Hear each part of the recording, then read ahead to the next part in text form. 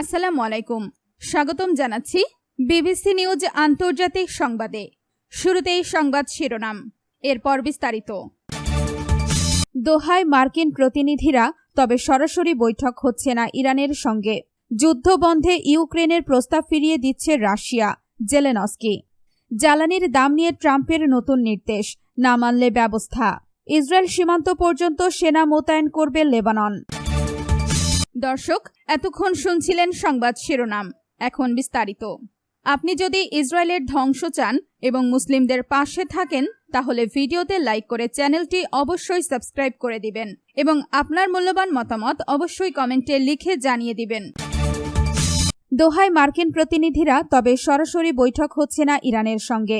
যুক্তরাষ্ট্রের শীর্ষ পর্যায়ের কূটনৈতিক প্রতিনিধি দল কাতারের রাজধানী দোহায় অবস্থান করলেও তারা সেখানে অবস্থানরত ইরানি কর্মকর্তাদের সঙ্গে কোনো ধরনের সরাসরি বৈঠকে বসছে না। কাতারের পররাষ্ট্র মন্ত্রণালয়ের পক্ষ থেকে বিষয়টি আনুষ্ঠানিকভাবে নিশ্চিত করা হয়েছে। কাতার পররাষ্ট্র মন্ত্রণালয়ের মুখপাত্র মাজেদ আল আনসারি জানান, মার্কিন প্রেসিডেন্ট ডোনাল্ড ট্রাম্পের বিশেষ দূত স্টিভ উইটকফ এবং তার জামাতা জ্যারেড কুশনার বর্তমানে দোহায় রয়েছেন। তবে ইরানের সঙ্গে সরাসরি কোনো উচ্চ পর্যায়ের বৈঠক এই মুহূর্তে পরিকল্পিত নেই। মার্কিন প্রতিনিধিরা মূলত কাতার ও পাকিস্তানের মতো মধ্যস্থতাকারীদের সঙ্গে সাক্ষাৎ করবেন এবং যুক্তরাষ্ট্র ইরান চলমান পরোক্ষ আলোচনার অগ্রগতি নিয়ে পর্যালোচনা করবেন।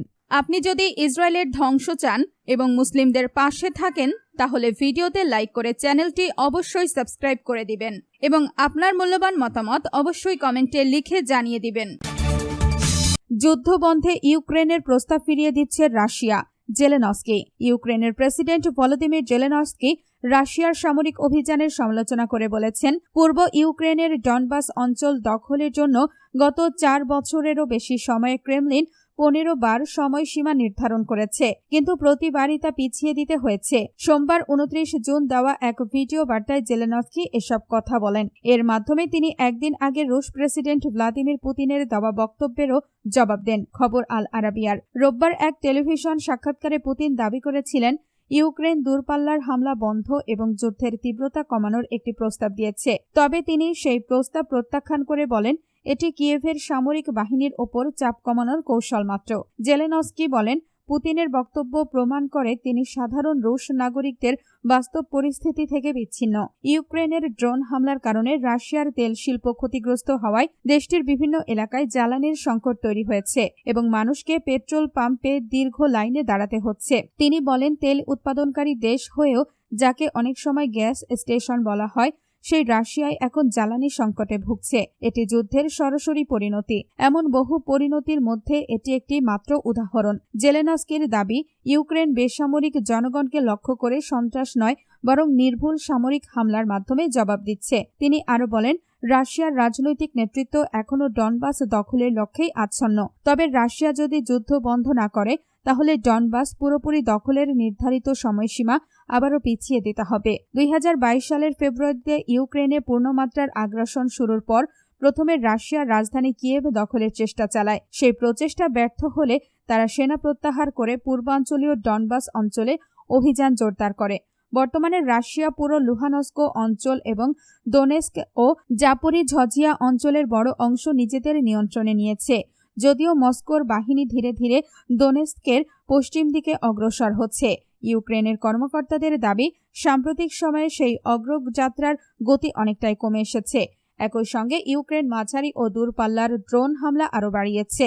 আপনি যদি ইসরায়েলের ধ্বংস চান এবং মুসলিমদের পাশে থাকেন, তাহলে ভিডিওতে লাইক করে চ্যানেলটি অবশ্যই সাবস্ক্রাইব করে দিবেন এবং আপনার মূল্যবান মতামত অবশ্যই কমেন্টে লিখে জানিয়ে দিবেন। জ্বালানির দাম নিয়ে ট্রাম্পের নতুন নির্দেশ, না মানলে ব্যবস্থা। মার্কিন প্রেসিডেন্ট ডোনাল্ড ট্রাম্প দেশটির জ্বালানি খুচরা বিক্রেতাদের অবিলম্বে পেট্রোলের দাম কমানোর নির্দেশ দিয়েছেন। একই সঙ্গে তিনি সতর্ক করে বলেছেন, নির্দেশ না মানলে তাদের জন্য বড় সমস্যা অপেক্ষা করছে। নিজের সামাজিক যোগাযোগ মাধ্যম ট্রুথ সোশ্যালে তিনি এই হুঁশিয়ারি দেন। পোস্টে ট্রাম্প লেখেন, জ্বালানি খুচরা বিক্রেতাদের অবশ্যই অবিলম্বে দাম কমাতে হবে।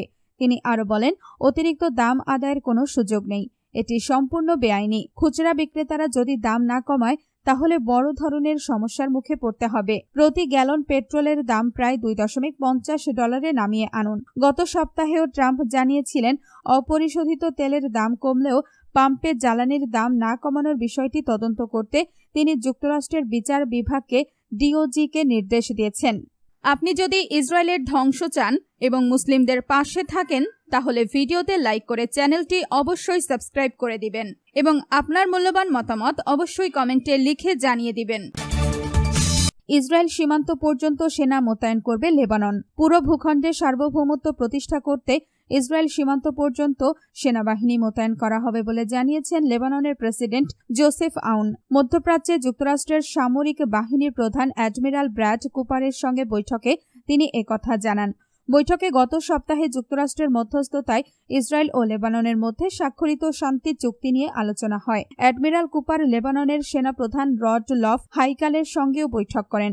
লেবাননের সেনাবাহিনীর এক বিবৃতিতে বলা হয়, বৈঠকে দেশটির পাশাপাশি পুরো অঞ্চলের সর্বশেষ পরিস্থিতি নিয়ে আলোচনা হয়েছে। ওয়াশিংটনের মধ্যস্থতায় হওয়া চুক্তি অনুযায়ী হিজবুল্লাহকে নিরস্ত্র করার দায়িত্ব লেবাননের সেনাবাহিনীর ওপর ন্যস্ত করা হয়েছে। আপনি যদি ইসরায়েলের ধ্বংস চান এবং মুসলিমদের পাশে থাকেন তাহলে ভিডিওতে লাইক করে চ্যানেলটি অবশ্যই সাবস্ক্রাইব করে দিবেন এবং আপনার মূল্যবান মতামত অবশ্যই কমেন্টে লিখে জানিয়ে দিবেন।